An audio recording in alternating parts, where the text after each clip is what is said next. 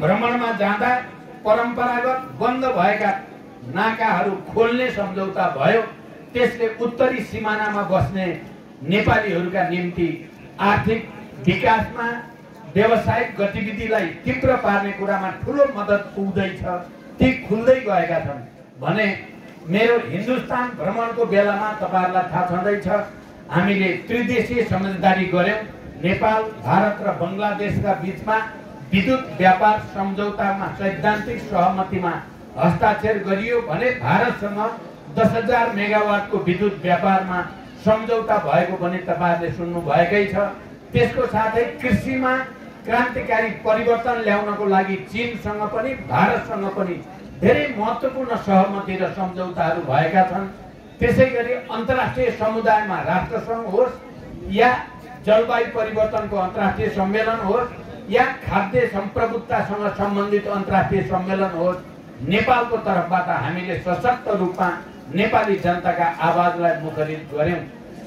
यसरी सरकारको तर्फबाट भ्रष्टाचारका विरुद्ध अभियान सफलताका साथ अगाडि बढ्दै गर्दा हामीले सामाजिक न्यायको पक्षमा सामाजिक विभेदको अन्त्य गर्नको निम्ति अभियान अगाडि बढाउँदै गर्दा तपाई चाहे नागरिकताको समस्या समाधान गर्ने कुरा होस्, पहिलो पटक नेपालको इतिहासमा हामीले नै नागरिकता सम्बन्धी ऐनलाई अन्तिम रूपमा दिएर लाखौं त्यस्ता नेपाली युवाहरू जसका बुवा मम्मीहरू आमाहरू नागरिक छन् तर छोराछोरी उमेर पुगेर पनि नागरिकता नपाउने विडम्बनाको अन्त्य हामीले नै गरेको हो। यहाँहरूलाई थाहा छ, मलाई व्याख्या गर्ने समय छैन। मिटर ब्याज भन्ने एउटा अत्यन्त सामन्ती आर्थिक सम्बन्धको चरम रूपको अन्त्य गर्नको लागि नेपालमा पहिलो पटक मिटर ब्याज पीडितहरूका पक्षमा ऐन बनाउने काम पनि हाम्रो सरकारको पालामा नै गर्यो। जति बेला वरिष्ठ उपाध्यक्ष कमरेड नारायण काजी श्रेष्ठ गृहमन्त्री भएको बेलामा र म प्रधानमन्त्री भएको बेला त्यो काम भएर झन्डै 5,000 मिटर ब्याज पीडित किसानहरूलाई मुक्त गर्ने काम गरिएको छ र त्यो प्रक्रिया अगाडि बढ्दै थियो, त्यसलाई अगाडि बढाइदै थियो। त्यसैगरी लघुवित्त पीडितहरूको समस्या समाधान गर्ने, सहकारी पीडितहरूको समस्या समाधान गर्ने लगायत दलितहरूको पक्षमा, महिलाहरूको पक्षमा, मजदुर किसानका पक्षमा धेरै सकारात्मक कार्यक्रमहरू हामी अगाडि बढाउँदै थियौं सरकारमा भएर। यद्यपि सरकारमा हाम्रो उपस्थिति र 18 महिना हामीले सरकार सञ्चालन गरेका कामहरू तपाई आदरणीय जनसमुदायले थाहा पाइराख्नु भएकै छ र हामीलाई सरकारबाट के कारणले हटाइयो भन्ने कुरा पनि मलाई लाग्छ तपाईहरुले बुझिसक्नु भएको छ। हामीले भ्रष्टाचारका विरुद्ध एउटा लडाईँ सुरु गरे बापत, हामीले सामाजिक न्यायका पक्षमा एउटा नयाँ आन्दोलन सुरु गरे बापत, हामीले आर्थिक संकट समाधान गरेर देशलाई समृद्धितिर लैजान जमर्को गरे बापत, हामीले छिमेकीसँगको सम्बन्धलाई बलियो बनाएर नेपाल र नेपालीको हितमा काम गरे बापत हामीलाई हटाइयो। कसले? दलालहरूले, दलाल पुँजीपतिहरूले, नोकरशाहहरूले, बिचौलियाहरूले, जो रातारात चाहिँ करोडौं र अरबौं कमाउने सेटिङमा लागेका मान्छेहरूले हामीलाई सरकारबाट अझै केही समय बचे भने, माओवादी केन्द्र रह्यो भने दलालहरूको भविष्य नेपालमा अन्धकारमय हुने भयो। बिचौलियाहरूको, नोकरशाहहरूको, प्रतिक्रियावादीहरूको भनेर नै हामीलाई सरकारबाट हटाउने प्रपञ्च गरियो र मैले सदनमा अन्तिम पटक विश्वासको मत लिँदै गर्दा भनेको कुरा मलाई लाग्छ तपाई अछामवासी जनसमुदायले पक्कै पनि सुन्नु भएको छ।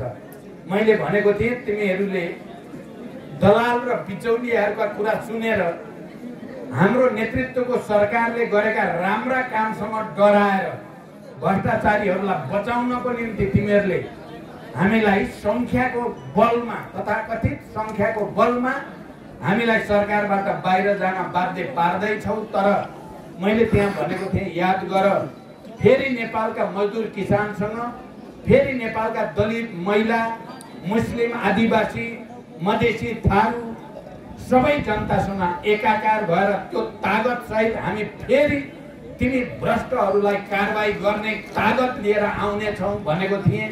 र अहिले यो अभियान चाहे त्यो हुलाकी मार्ग केन्द्रित तराई मधेसको जागरण अभियान होस्, चाहे अहिले चल्दै गरेको यो मध्य पहाडी लोकमार्ग केन्द्रित अभियान होस्, त्यही उद्देश्यको निम्ति जनतासँगको तागत हामीलाई फेरि चाहियो भनेर तपाईहरुलाई अपिल गर्नको निम्ति नै हामी यहाँ आएका छौँ। मलाई यो कुरा सुनाउन पाउँदा खुसी र गर्वको महसुस भएको छ कि हुलाकी मार्ग केन्द्रित अभियान सफलताका साथ सम्पन्न भयो। त्यसमा हजारौं हजार पुराना पार्टीका नेता कार्यकर्ताहरू माओवादी केन्द्रमा सामेल हुने, के वृद्ध वृद्धा, के युवाहरू, प्रौढहरू, बाल बच्चा समेत पनि फेरि एकचोटि माओवादी नै चाहियो भनेर हजारौं लाखौं मानिसहरू लामबद्ध भएको दृश्य हामीले तराई मधेसमा देख्यौं र त्यसले हाम्रो नेतृत्वको सिंगै टिमलाई नयाँ ऊर्जा प्राप्त भएको छ। अब यो मध्य पहाडी लोकमार्ग जहाँ हिजो जनयुद्धका आधार इलाकाको रूपमा रहेका थिए, यही अछाम जिल्ला पनि एउटा ठुलो आधार हो जनयुद्ध र जनक्रान्तिको बेलामा। तपाईहरुको त्याग, तपस्या र सहयोग नभएको भए हामी अहिले संघीय लोकतान्त्रिक गणतन्त्रमा हुने थिएनौं। अहिले दलितले जे जति अधिकार पाएका छन् त्यो पाउने स्थिति थिएन। अहिले महिलाहरूले जे जति आत्मसम्मान र अधिकार पाएका छन् त्यो पाउने स्थिति थिएन। या आम नेपाली जनताले जे सम्मान प्राप्त गरेको छ, कम्तीमा पनि यो संविधान, नयाँ संविधानबाट पहिलोचोटि नेपालको इतिहासमा नेपाली जनता सार्वभौम सत्ता सम्पन्न, त्यो अधिकार सम्पन्न जनताको रूपमा परिभाषित भएको छ, सम्मानित भएको छ। यो भन्दा पहिला सर नेपाल र नेपालीको सार्वभौम सत्ता राजा महाराजाहरूको एउटा व्यक्तिको हातमा हुन्थ्यो भने त्यो व्यक्तिको हातमा रहेको अधिकार खोसेर अब सम्पूर्ण नेपालीहरू जनताको हातमा ल्याउने काम त्यही जनक्रान्ति, जनयुद्ध र जनआन्दोलनको बलमा गरिएको हो। यो कुरा मलाई लाग्छ तपाई अछामवासी जनता जो सचेत हुनुहुन्छ, क्रान्तिमा सहभागी हुनुहुन्थ्यो, तपाईहरुलाई पक्कै पनि थाहा छ।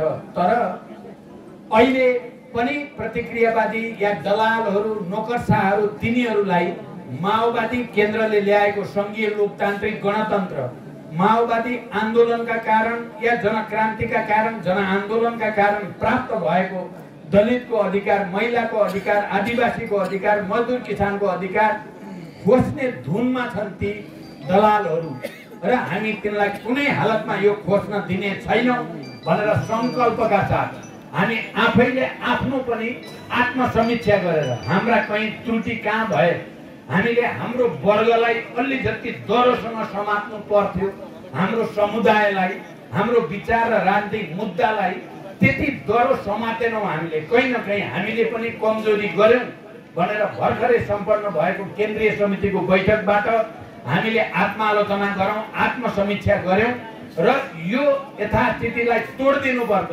हामी फेरि तिनै वर्ग समुदायका जनतासँग जानुपर्छ जसले हामीलाई हिजो क्रान्तिको समयमा, युद्धको समयमा हाम्रो संरक्षण गरे, हामीलाई अगाडि ल्याउनको त्याग र बलिदानका कीर्तिमानहरू कायम गरे।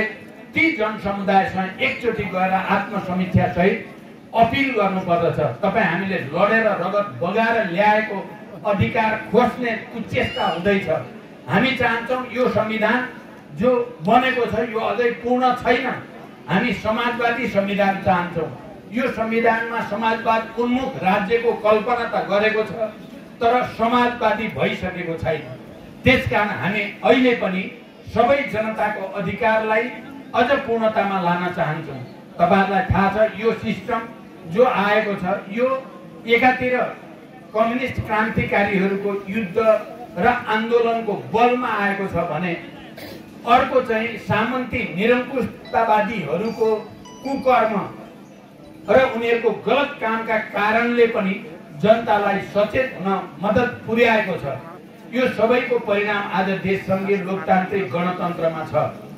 तर हामीले त्यति बेला पनि भनेका थियौं, म आदरणीय जनसमुदाय तपाईहरुको अगाडि यो कुरा विनम्रतापूर्वक राख्न चाहन्छु। त्यति बेला हामीले भनेका थियौं यो व्यवस्था र यो संविधानमा धेरै राम्रा कुरा छन्।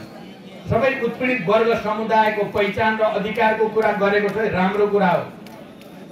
मौलिक अधिकारका धेरै राम्रा कुरा छन्। शिक्षा, स्वास्थ्य, रोजगारी जस्ता विषयहरू जनताको मौलिक अधिकार भनिएको छ। ऐन बनिसकेपछि राज्यले यदि शिक्षाको व्यवस्था गर्न सक्दैन भने उसले कानुनी कारबाही भोग्नु पर्ने हुन्छ। सरकार निशुल्क स्वास्थ्यको कुरा गरिएको छ, तर ती अझै ऐन बनेर कार्यान्वयनमा गएका छैनन्। त्यसकारण आदरणीय जनसमुदाय, हामीले त्यति हुँदाहुँदै पनि त्यति बेलै भनेका थियौँ, यो संविधानमा जस्तो शासकीय स्वरूप राखियो, यो शासकीय स्वरूपले भ्रष्टाचारको अन्त्य हुन दिने छैन यो देशमा। र जस्तो निर्वाचन प्रणालीको व्यवस्था गरियो, त्यो निर्वाचन प्रणालीले पनि भ्रष्टाचारलाई नै मलजल गर्नेछ। देशमा अस्थिरता र अराजकताको अन्त्य हुने छैन। त्यसकारण यदि हामीले संविधानमा संघीयताको कुरा, लोकतन्त्र र गणतन्त्रको कुरा गरेका छौँ, अनि सिंहदरबारको अधिकार गाउँ गाउँमा पुर्याउने कुरा हामीले गर्यौँ र त्यो व्यवस्था एक हदसम्म सफल पनि भयो। तर त्यसलाई जनताले देख्ने गरी, जनताले बुझ्ने गरी, उनीहरूको जीवनमा उज्यालो छरिने गरी गर्नको लागि शासकीय स्वरूप पुरानै राखेर नयाँ व्यवस्था सफल हुन सक्दैन भनेका थियौँ। यहाँ हामी लिडरसिपका कमरेडहरू छौँ। त्यति बेला हामीले संविधानमा, अहिले त संविधान घोषणा नगर्ने हो भने यो देश फेरि निकै ठुलो भुमरी र अन्धकारमा पर्ने खतरा भएको हुनाले हामी केही सम्झौता गरेर भए पनि संविधान त घोषणा गर्छौँ अहिले। तर हाम्रो माग, हाम्रा भनाइ भोलि जनताको बिचमा राख्ने अधिकारलाई हामी छोड्न सक्दैनौँ। त्यसकारण यदि यो सिस्टमलाई सफल पार्ने र यो सिस्टमबाट जनताको आर्थिक जीवनमा समृद्धि ल्याउने, राजनीतिक स्थिरता ल्याउने हो भने प्रत्यक्ष निर्वाचित कार्यकारी राष्ट्रपति अनिवार्य छ। मात्रै 3 करोड नेपालीहरूको सहभागितामा बन्ने राष्ट्रपतिले मात्रै सुशासन दिन सक्छ, भ्रष्टाचारको अन्त्य गर्न सक्छ र यो सिस्टमसँग तालमेल कायम हुन सक्छ भनेर हामीले नोट अफ डिसेन्ट संविधान सभाको माइनेटमा लेखेका छौँ। आदरणीय जनसमुदाय, नोट गर्नु होला। आज त्यस्तै भएको छ। 17-18 वर्ष संविधान घोषणा भएको पनि 10 वर्ष पुरा भइसकेको छ, तर देशमा राजनीतिक स्थिरता पनि कायम भएको छैन। भ्रष्टाचारको अन्त्य गर्न हामीले कोसिस गर्दा पनि त्यसका विरुद्ध ठुल्ठुला षड्यन्त्रहरू भइराखेका छन्। किनकि शासकीय स्वरूप त्यस्तो छैन। यदि जनताले चुनेको प्रत्यक्ष निर्वाचित राष्ट्रपति हुने हो भने भ्रष्टाचार त्यहाँ कसैले पैसाले मान्छे किन्न सम्भव छैन। एउटा निर्वाचन क्षेत्रका केही मानिसहरूलाई खरिद्न सकिन्छ, तर देशभरिका करोडभन्दा बढी मतदातालाई कुनै पनि उम्मेदवारले खरिदेर आफ्नो पक्षमा पार्न सक्दैन। त्यो नै सबभन्दा बढी लोकतान्त्रिक हुन्छ। अर्को, त्यस्तो राष्ट्रपति भयो भने त्यो राष्ट्रपतिले 5 वर्षसम्म आफू अनुकूलका विज्ञ मन्त्री बनाउन सक्छ। शिक्षामा जो विज्ञ छ त्यसलाई शिक्षा मन्त्री, स्वास्थ्यमा जसको अध्ययन ज्ञान राम्रो छ त्यस्तो विज्ञलाई स्वास्थ्य मन्त्री, यस्तै गरिकन व्यापार व्यवसायको ज्ञान भएकालाई आर्थिक अर्थमन्त्री आदि इत्यादि त्यो गर्ने अधिकार हुन्छ प्रत्यक्ष निर्वाचित राष्ट्रपतिलाई। अनि मात्रै योग्य मन्त्री प्राप्त हुन्छ। भ्रष्टाचारमा डुबेर चुरुम्म डुबेका भ्रष्टहरूलाई मन्त्री बनाउनु पर्ने, अनि ती मन्त्रीहरूले जनताको काम गर्ने होइन, आफ्नै हिजो लगानी गरेको, चुनावको बेलामा लगानी गरेको पैसा उठाउने बाहेक तिनको दिमागमा केही पनि भएको छैन। त्यसको सदाको निम्ति अन्त्य गर्ने हो भने प्रत्यक्ष निर्वाचित कार्यकारी राष्ट्रपति वा कार्यकारी प्रमुख यो देशमा आवश्यक छ हामीले भनेका थियौँ। र अहिले कांग्रेस र एमाले सरकार बनाएपछि संविधान संशोधनको कुरा गरे। मैले सबै मञ्चबाट हाम्रो पार्टीको तर्फबाट भनेको छु, संविधान संशोधनको आवश्यकता सबभन्दा बढी माओवादी केन्द्रलाई छ।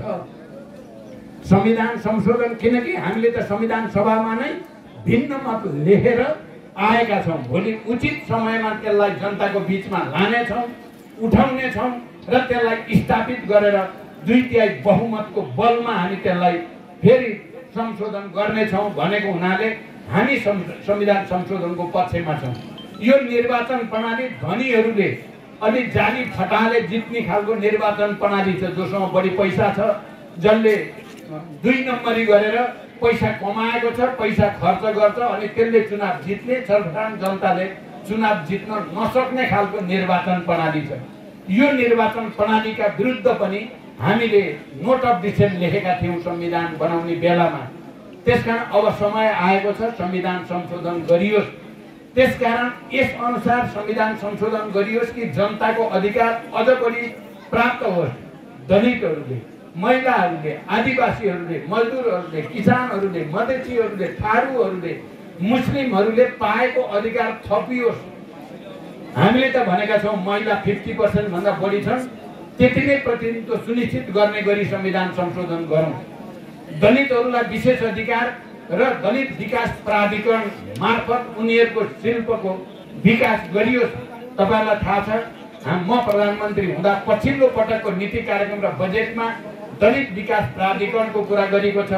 कर्णाली प्रदेशको निम्ति र सुदूरपश्चिमको निम्ति विकासका केही प्याकेजहरूको कुरा गरिएको छ, तर अहिलेको सरकारले ती सबै हटाएको छ। दलितको त नाम समेत उच्चारण गर्न चाहँदैन यो सरकार। त्यसकारण आज म तपाईहरु सबैसँग अपिल गर्न चाहन्छु, हामीले फेरि एकचोटि नयाँ किसिमले आन्दोलित हुनुपर्ने, नयाँ किसिमले संविधान संशोधन गर्नुपर्ने र यो देशबाट भ्रष्टाचार र व्यथिति, अराजकता र अस्थिरताको अन्त्य गर्नको लागि, किनकि संघीय लोकतान्त्रिक गणतन्त्र मुख्यतः माओवादी जनयुद्धका कारणले नै आएको हो।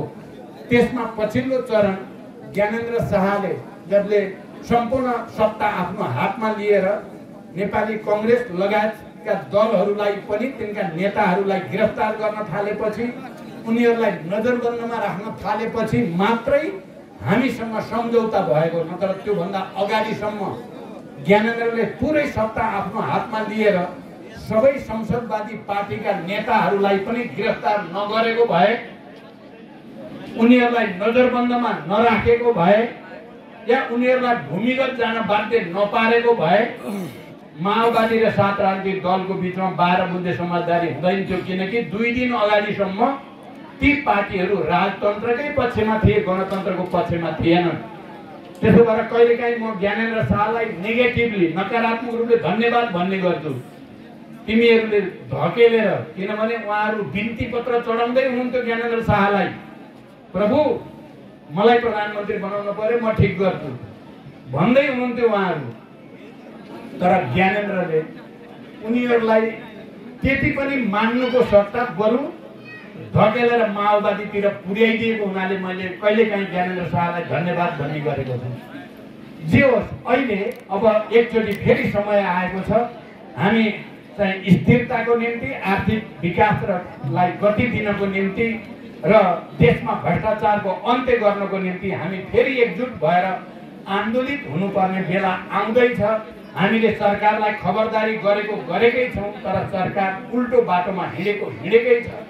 जसले राम्रो काम गरेको छ ती प्रताडित भएका छन्, जो भ्रष्टाचारी छ ती संरक्षित भएका छन्। अरू धेरै कुरा भन्न परेन, कुलमान तपाईहरुले देखिराख्नु भएको छ।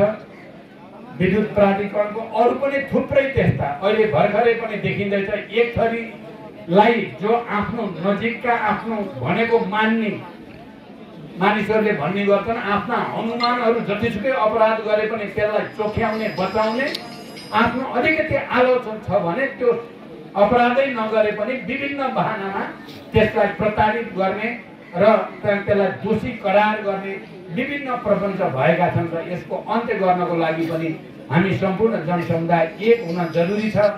यसैको निम्ति हामी हुलाकी मार्ग केन्द्रित हुँदै अब मध्य पहाडी लोकमार्ग केन्द्रित अभियानमा हामी छौँ, तपाईहरुसँग सम्बन्ध जोड्नको लागि। अनि यो दुईटै अभियान म यति भनेर सक्न चाहन्छु, हुलाकी मार्ग किन भन्यौं हामीले? एउटा त त्यहाँ सबभन्दा धेरै गरिब नेपालीहरू छन्, झन्डै 1 करोड गरिब नेपालीहरू हुलाकी मार्ग वरिपरि दक्षिणको सिमानामा बस्छन्। ती जनतालाई अगाडि ल्याउन, तिनीहरूको समृद्धिको आकांक्षा पूरा गर्नको लागि हामीले हुलाकी मार्ग केन्द्रित अभियान भनेको हो, एउटा कारण। दोस्रो कारण, हुलाकी मार्ग निर्माण प्रक्रिया अवरुद्ध भएर दशकौंदेखि त्यो त्यतिकै अड्किएको थियो र मैले दोस्रो पटक प्रधानमन्त्री हुँदा नै भारतीय प्रधानमन्त्रीसँग कुरा गरेर हुलाकी मार्ग निर्माण प्रक्रियालाई अगाडि बढाउने वातावरण बनाएको हो। त्यसकारण भावनात्मक रूपले पनि राजनीतिक रूपले पनि हामी हुलाकी मार्ग केन्द्रित भन्यौं। अहिले मध्य पहाडी लोकमार्ग केन्द्रित भन्नुको पछाडि पनि हाम्रो मनसा, किनकि यो मध्य पहाडी लोकमार्ग पहिलोचोटि गणतन्त्र नेपालको प्रधानमन्त्री हुँदै गर्दा मैले नै प्रस्ताव गरेको हो। मध्य पहाडी लोकमार्ग मध्य पहाडी क्षेत्रमा र हिमालमा को नजिक बस्ने नेपालीहरूको आर्थिक जीवनमा गति ल्याउन, राष्ट्रिय एकता बलियो बनाउन र यहाँ व्यापार व्यवसाय बढाउन 10वटा सहरहरू निर्माण गर्ने उद्देश्य सहित यो कामको पनि सुरुवात हामीले नै गरेको, अझ प्रधानमन्त्रीको रूपमा मैले नै प्रस्ताव गरेको हुनाले र अहिले तपाईहरुले यहाँ पनि सेती लोकमार्गको कुरा भइरहेको छ। त्यो सेती लोकमार्गको कुरा पनि हामीले नै अगाडि बढाएको प्रोजेक्ट हो। यो सबै कारणले पनि हामीले मध्य पहाडी लोकमार्गलाई पनि राजनैतिक र भावनात्मक रूपले हामीसँग जोडिएको छ। आदरणीय जनसमुदाय, तपाईहरुले गहिरो गरी विचार गरिदिनु होला। पहिलोचोटि प्रधानमन्त्री हुँदा हामीले पहिलो काम गर्यौं कि गरिब नेपाली किसानहरूलाई ऋण मुक्त गर्ने एउटा कामको सुरुवात गर्यौं हामीले। 30,000 सम्म त्यति बेला 64-65 मा 30,000 ऋण लिएका गरिब किसानहरूलाई ऋण मुक्त गर्ने काम कसले गर्यो? माओवादी केन्द्रको नेतृत्वको सरकारले गर्यो। अनि मध्य पहाडी लोकमार्ग र चुरेको फेदीबाट अहिले मदन भण्डारी नामाकरण गरिएको छ। त्यो चुरेको पूर्व पश्चिम राजमार्गको प्रस्ताव पनि हामी नै हो। ध्यान दिनु होला, कहिलेकाहीँ जाली फटाहरूले होइन तिमीले हामीले गरेको भनिदिन्छन् र तपाईहरुको दिमाग खराब गर्ने कोसिस गर्छन्। भ्रममा नपर्नु होला, माओवादीले नै हो। पहिलो सरकारको कार्यकालको मध्य पहाडी लोकमार्ग अब निर्माण सम्पन्न हुँदैछ। हामी त्यही बाटो हिँडेर जाँदैछौँ र हुलाकी मार्ग हामीले नै अगाडि बढाएको हुनाले हामी त्यही बाटो गएका छौँ र उत्तर दक्षिण कोरिडोरका पनि थुप्रै परियोजनाहरू हामीसँग सम्बन्धित छन्। त्यसकारण हामी यसो गर्दैछौँ भन्ने कुरा पनि म तपाईहरुको अगाडि राख्न चाहन्छु। र अब अन्तिममा यहाँका केही कुराहरूको बारेमा राख्दै म चाहिँ बिदा हुन चाहन्छु। पहिलो कुरा त तपाईहरुले राखिसक्नु भएको छ। यहाँ सेती लोकमार्गलाई पुरा गर्ने काम यो प्रस्ताव त भयो, तर यो सेती लोकमार्गलाई सम्पन्न गर्नको लागि अझै बजेटको व्यवस्था हुनुपर्ने, अझै यसलाई परिमार्जन गर्नुपर्ने आवश्यकता छ। मैले भर्खरै साखे बजारमा पनि यो विषयमा बोलेको छु र यसलाई पुरा गर्नेतिर हाम्रो पुरै प्रतिबद्धता तपाईहरुको अगाडि राख्न चाहन्छु। दोस्रो, मंगलसेन आक्रमणको बेलामा भत्किएको दरबारको बारेमा तपाईहरुको के चिन्ता छ भन्ने कुरा कमरेड पासाङ नन्दकिशोर पुनले तपाईहरुको अगाडि राखिसक्नु भएको छ। यो पुरानो दरबार भत्किएर नयाँ दरबार बनेको हो र यसमा हाम्रो पनि सहयोग छ र त्यति बेला हामीले नै यसलाई अगाडि बढाउनको लागि बजेटको व्यवस्था गरेको हो भन्ने कुरा पनि तपाई मंगलसेनवासी जनताले सम्झिराख्नु पर्यो। अरूले गरे होला, माओवादीले त भत्काए मात्रै भन्ने सोच्नु भएको छ भने त्यो गलत हो। माओवादीले नै बजेटको व्यवस्था गरेर यसको पुनर्निर्माणको सुरुवात गरेको हो। त्यस्तै हिजो मान्छेले डोर्याएर गाडी पुर्याएको चिसापानी, जंगलघाट, कमल बजार, मंगलसेन सडक हाम्रो पार्टीको मुख्यमन्त्री हाम्रो त्रिलोचन भट्ट अहिले यही हाम्रो अगाडि हुनुहुन्छ। उहाँ मुख्यमन्त्री भएको बेलामा नै यसलाई प्रदेशको गौरवको आयोजनामा पारी द्रुत गतिमा करोडौंको बजेट विनियोजित गरी हाल अगाडि बढेको छ। यो पनि माओवादीले नै गरेको भन्ने कुरा तपाईहरुले विचार गरिदिनु होला। किनभने एक थरी मान्छेले दिउँसै रात पार्ने कोसिस गरेका छन्, सबै हामीले गरेको हो भने जस्तो गर्छन्। यसलाई पनि बुझिदिन म विशेष रूपले तपाईहरुसँग आग्रह गर्न चाहन्छु र यसलाई सम्पन्न गर्नको लागि हाम्रो तर्फबाट खेल्नुपर्ने भूमिका खेलिने विश्वास पनि व्यक्त गर्न चाहन्छु। यो मध्य पहाडी लोकमार्ग पनि यसै मंगलसेन सदरमुकाम हुँदै अगाडि बढेको र हामी पनि यहाँ हुँदै अगाडि बढेको तथ्यलाई पनि म राख्न चाहन्छु। र अन्त्यमा खप्तड र रामारोशन क्षेत्र हिजो जनक्रान्तिमा रामारोशनले ठुलो आधार इलाकाको भूमिका खेल्यो, धेरैको बलिदान भयो, त्याग तपस्या भयो। त्यसलाई हामी सम्मान गर्न चाहन्छौँ र खप्तड क्षेत्र पर्यटकीय धार्मिक पर्यटकीय विकासको निम्ति महत्त्वपूर्ण क्षेत्र हो र रामारोशन क्षेत्र पनि पर्यटकीय गन्तव्यको रूपमा विकास गर्न आवश्यक भौतिक पूर्वाधारका निम्ति हाम्रो तर्फबाट यो मध्य पहाडी लोकमार्गको यो अभियानमा तपाईहरुको अगाडि उभिएर मैले भनेको छु। यसलाई हामी सदनमा पनि उठाउने छौं, सडकबाट पनि उठाउने छौँ र सरकारको मोर्चाबाट पनि उठाउने छौँ र यसबाट यस क्षेत्रका जनताको आर्थिक जीवनमा सकारात्मक परिवर्तन ल्याउनको लागि हाम्रो कोसिस रहनेछ।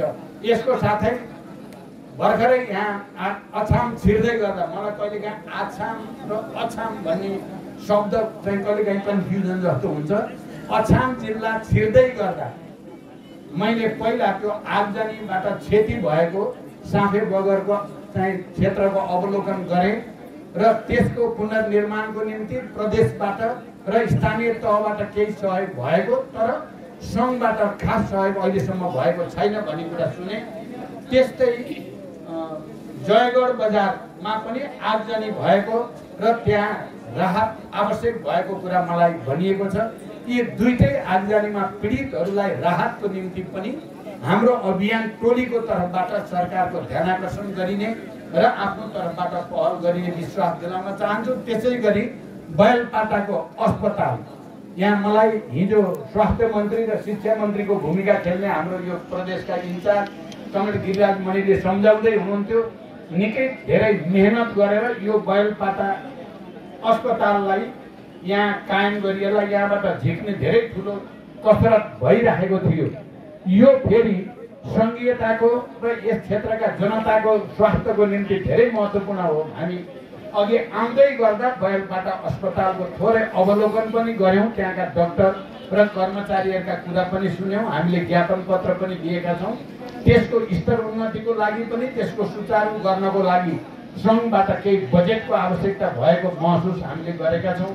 अछाम जिल्लाका जनताको हितमा आउने दिनमा पनि हामी लगातार काम गर्ने तपाईँहरूलाई विश्वास दिलाउँदै म बिदा हुन्छु। धन्यवाद। अभिवादन।